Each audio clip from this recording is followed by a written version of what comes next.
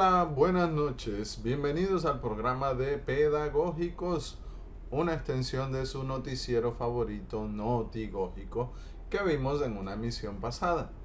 Aquí es donde ampliamos sobre temas de interés en investigación científica.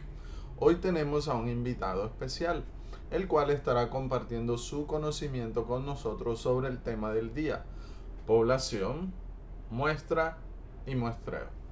Hoy estaremos dando definiciones y ejemplos importantes que los ayuden a ustedes, nuestros queridos televidentes, a seguir mejorando sus procesos de investigación científica. Antes de pasar con nuestro invitado, es importante definir qué es población, qué es muestra y qué es muestreo. De acuerdo a Pedro Luis López, la población de estudio es el grupo de sujetos y objetos, porque no siempre son sujetos, es una misconcepción que se tiene a nivel general, también pueden ser objetos, sobre los que se tiene influencia con el estudio o la investigación. Por otro lado, la muestra es una parte de esa población, la cual se estudia para llevar sus conclusiones hacia la población. Y por último, el muestreo es el proceso que se sigue para seleccionar un conjunto de sujetos u objetos de una población, con el propósito, con el objetivo de estudiarlos y poder caracterizar al total de esa población. Este muestreo se puede dividir en probabilístico o no probabilístico. El día de hoy estaremos viendo un ejemplo del muestreo estratificado. Dicho esto, nuestro invitado especial nos estará ilustrando con un ejemplo real, basado en datos que nos ayudarán a calcular la población, muestra y técnica de muestreo utilizado. Comenzará enseñándonos a calcular los estratos de una muestra. Adelante, querido Luis Antonio. Buenas noches, mi estimado Luis Alfonso. Muchísimas gracias por invitarme a tu programa. Hoy vamos a calcular los estratos de una muestra utilizando la herramienta Excel. Nuestros datos de entrada deben ser los tamaños muestrales de cada estrato o de cada nivel. Los tenemos aquí en una tablita, son 5. Eso me arroja un tamaño de muestra de 750. Y el estrato de la población, es decir, la suma de todos los estratos que voy a calcular, debe darme 200. Estos valores los voy a colocar en la tabla de referencia que me va a permitir organizar cada estrato que voy a determinar. Entonces comienzo colocando mi estrato de población, que sería 200 según los datos de entrada. 200.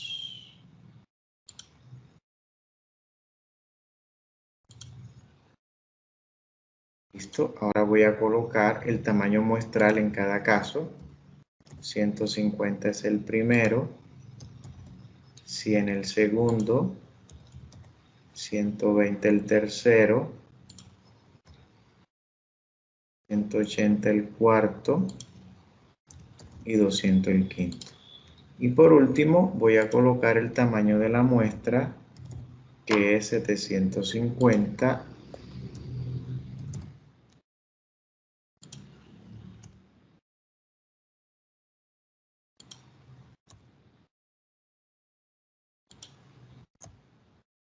Listo, ya tengo toda la información colocada en la tabla para hallar el estrato en cada nivel que tengo de la muestra. Entonces voy a calcular el estrato 1, va a ser igual a NH, el valor de NH que lo tengo aquí, multiplicado por el N, que es el tamaño muestral, y lo divido entre la muestra. Eso me arroja un valor de 40 para el estrato número 1. Copio la ecuación, la pego para N2, me arroja 27. Para N3 me arroja 32. Para N4 me arroja 48. Y para N5 me arroja 53. Por último, voy a calcular la suma que debe darme el valor de NH, 200. Entonces, tomo los valores que determiné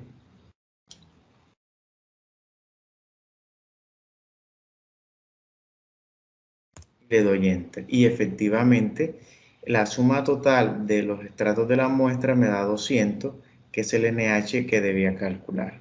Entonces, mi estimado Luis Alfonso, con este procedimiento, con esta formulita en Excel, podemos calcular los estratos en una distribución muestral por categorías como la que acabamos de ver. Muchísimas gracias por tu invitación y Muchas gracias, excelente ilustración, bastante clara y concisa. ¿Nos podrías dar un ejemplo sobre el cálculo con una población finita e infinita? Por favor, adelante. vamos a calcular una muestra utilizando la herramienta Excel.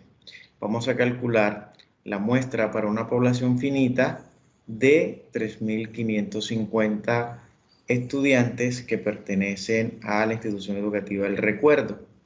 Vamos a determinar la muestra para hacer un estudio identificando y encuestando a los estudiantes que se han hecho la prueba COVID.